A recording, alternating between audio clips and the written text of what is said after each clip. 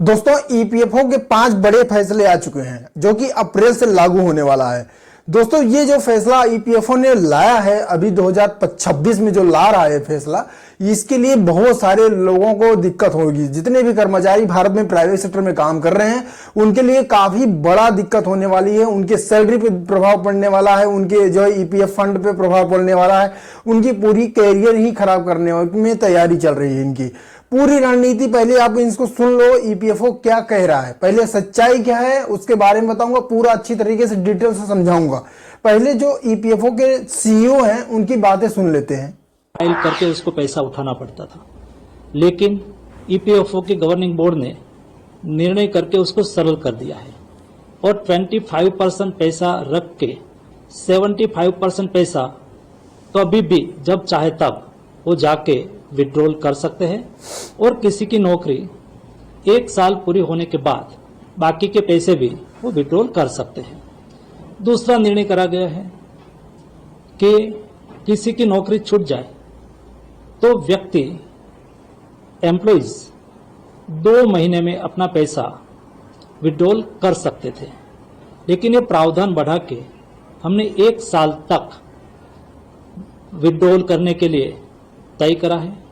यह निर्णय लेने का उद्देश्य ये था कि किसी की नौकरी छूट जाती है तो 75% पैसा तो तभी भी कभी भी वो उठा सकते हैं, लेकिन बाकी बचा 25% पैसा 1 साल तक जमा रखने का उद्देश्य ये है कि कई बार 2 महीने के बाद तीसरे महीने उसको नौकरी दूसरी जगह पे लग गई, लेकिन उन्होंने अपना पैसा सारा उठा लिया तो ये नौकरी कंटिन्यूस नहीं मानी जाती है। कई बार उन्होंने दूसरी नौकरी उसको 3 महीने के बाद मिली है, वो 7 महीने तक रही, फिर उन्होंने 7 महीने का पीएफ उठा लिया, विड्रॉल कर लिया, तो उसको वहां ही नौकरी ब्रेक हो जाती है। अब इनका क्या कहना है कि आप 100% पैसा निकाल सकते हो, मतलब आप अपना पैसा निकाल सकते हो, लेकिन आपका जो है 25% पैसा ब्लॉक करके रखेंगे। आपको नहीं पता है। जी हाँ दोस्तों, अब मैं आपको बता रहा हूं। देखो ईपीएफओ 3.0 लागू अभी 2026 में अप्रैल में हो रहा है। ईपीएफओ विड्रॉल प्रोसेस को लेकर हो रहा है। पीएफ जो फॉर्म 3119 हम फिलअप करते थे एडवांस क्लेम, और कंपनी छोड़ने के बाद 2 महीने छूट जाती थी कंपनी तो हम अपना पूरा पैसा निकाल लेते थे, पेंशन सहित निकाल लेते थे।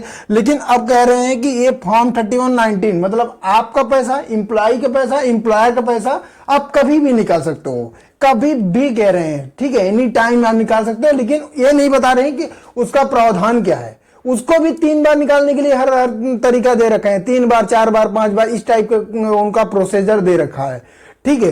तो ये बहुत जो है अपने हिसाब से काम कर रहे हैं। अब यहाँ पे 31 और 19 आप तो पैसा अपना 75% निकाल लोगे, इसको कहना चाहिए 75%, 100% क्यों कह रहे हो।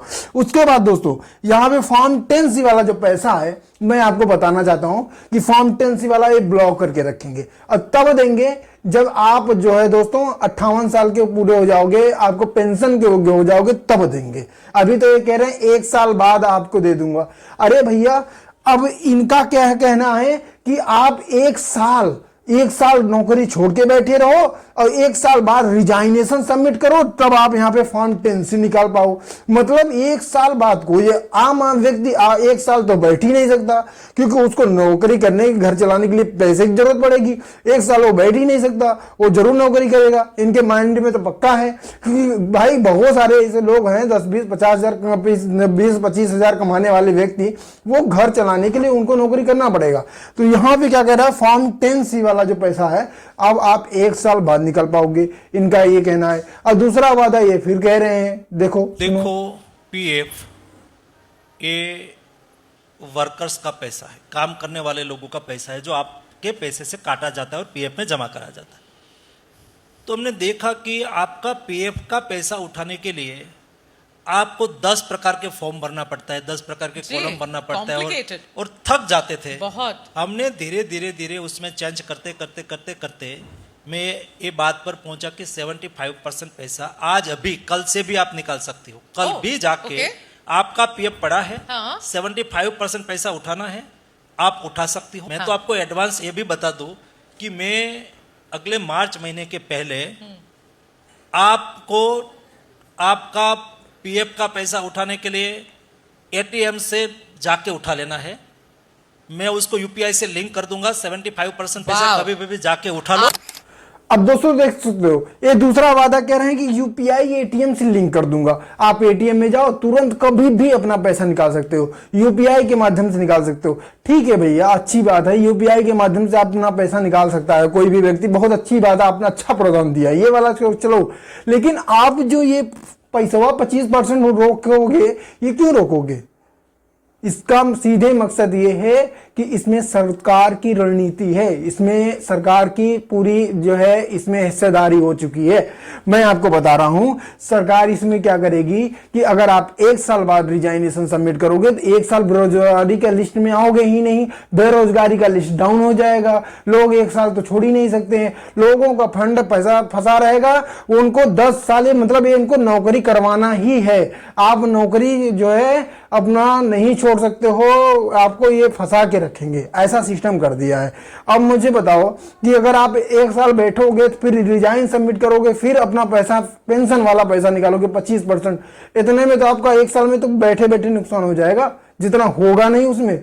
आप सोचो, थोड़ा आप दिमाग लगाओ, ये अपना पैसा निकालने के लिए हमें 1 साल वेट करना पड़ेगा। ये हमारे लिए जो है, अभी तो कह रहे हैं कि कोई भी एम्प्लॉई अपना पैसा निकालने के लिए उसको तमाम फॉर्म भरने पड़ते हैं, तमाम ऑप्शन क्लिक करने पड़ते हैं। अब तुम उसको तो चलो ठीक है, वो 15-20 मिनट के लिए अंदर कर लेता है, कोई बात नहीं है, 15-20 मिनट के लिए कर लेता है, 1 घंटा लग जाता है, कोई दिक्कत नहीं है, फॉर्म फिलअप कर देता है।